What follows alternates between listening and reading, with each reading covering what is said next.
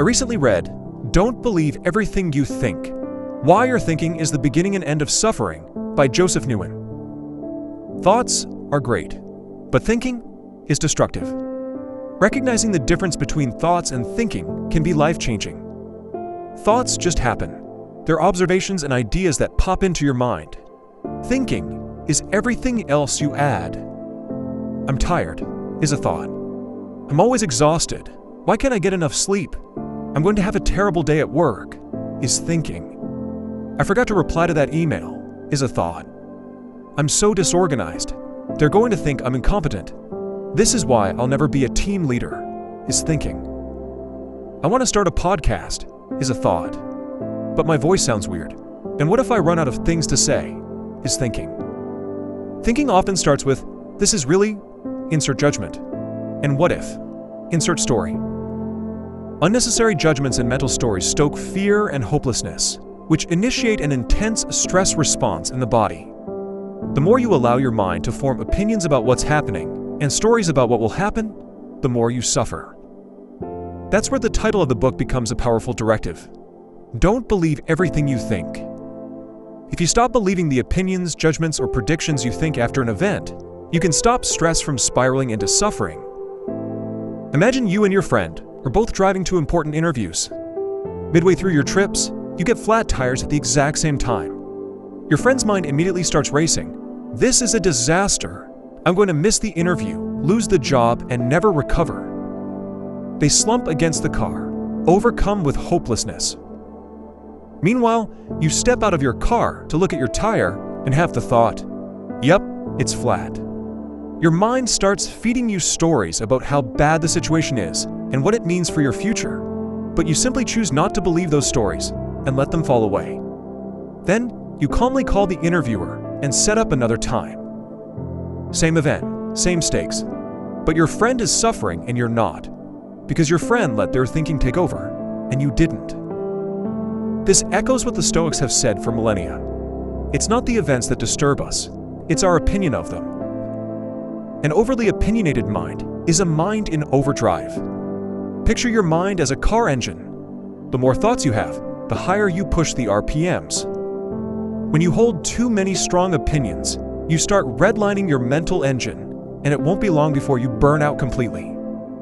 The key is to take your foot off the pedal and let your mind calm down by executing a PAUSE, pause. In the book, the P in pause stands for pause and breathe. But I found a different P to be more effective: physiological sigh. Stop whatever you're doing and slowly take a deep breath in through your nose. Fill your lungs completely, then take another sharp inhale through the nose.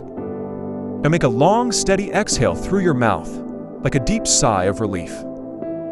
This breathing technique is called a physiological sigh, and it's a powerful research-backed way to reduce stress and reset your nervous system in under 30 seconds. During the exhale portion of your physiological sigh, execute the remaining pause steps. A. Ask yourself, is my thinking helping me feel the way I want to feel right now? If the answer is no, move to the next step. U. Understand that thinking is a choice. You can choose to drop your thoughts at any moment. S. Say this mantra to yourself to remember what's at stake. Thinking is the root of my suffering. E. Experience what you're feeling without judgment.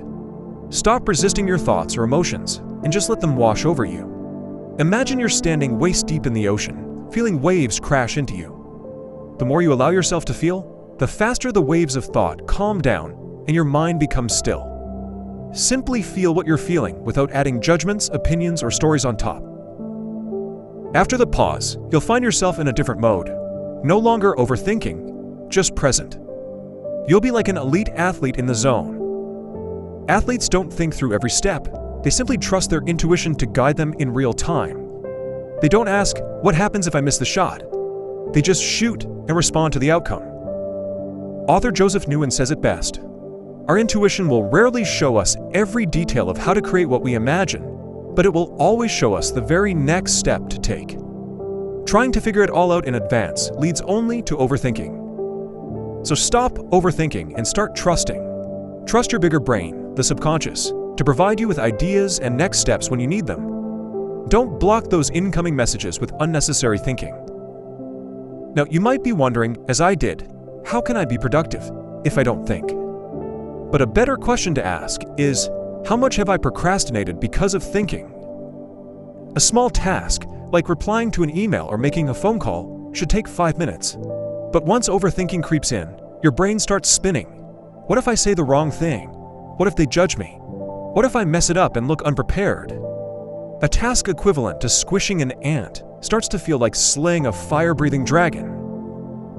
The title of a University of Pennsylvania article said it best: an overthinking brain can complicate simple tasks. Once started on a task, overthinking clogs our mental space and prevents creative solutions from rising to the surface.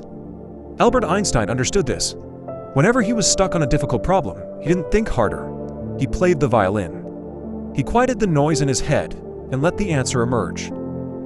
Be like Einstein and go into non-thinking mode to solve your toughest problems and produce something remarkable. In the end, we've all grown so used to thinking that we've forgotten it's optional. We don't need to constantly make judgments or tell ourselves stories about what we fear might happen. We can pause our thinking to simply experience the world as it is, to achieve a still mind and end our suffering. When excessive thinking causes stress, we can take a physiological sigh, ask ourselves, is thinking helping me feel the way I want to feel right now? Then understand that thinking is a choice, and say, thinking is the root of my suffering, to reinforce a powerful truth. Then we finish by experiencing whatever we are feeling right now, without judgment. That was the core message that I gathered from Don't Believe Everything You Think by Joseph Nguyen. This book is a highly practical guide for reducing overthinking and reducing stress. I highly recommend it. If you would like a one-page PDF summary of insights that I gathered from this book, just click the link below and I'd be happy to email to you. If you already subscribe to the free Productivity Game newsletter, this PDF is sitting in your inbox. If you like this video, please share it. And as always, thanks for watching and have yourself a productive week.